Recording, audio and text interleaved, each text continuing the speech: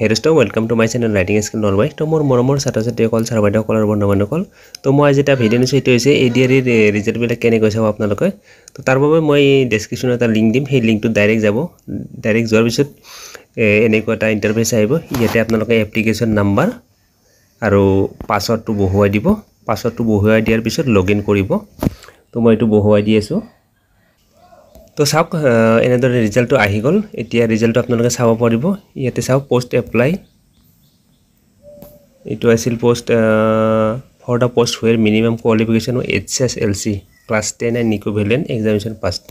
তো provincially qualified for next level of test এটো নো আছে যদি ইএস থাকিলে তাৰ মানে পাস কৰিল হয় তো ইয়াটো নো আছে এটো পাস কৰা নাই তো এতিয়া মই পেপাৰ 2 টো দেখাই আছো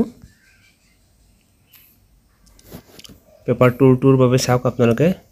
পেপাৰ 2 ৰ বাবে সাৰ্ভাৰ অনত গেলো এসএম এপ্লিকেশন নম্বৰ পাছৱৰ্ড দিব চাওক এটো আছিল for the post where minimum qualification is read up to class 8 এটো ফেল হৈছে তো সৰি পাস কৰা হলে ভাল লাগিল হয়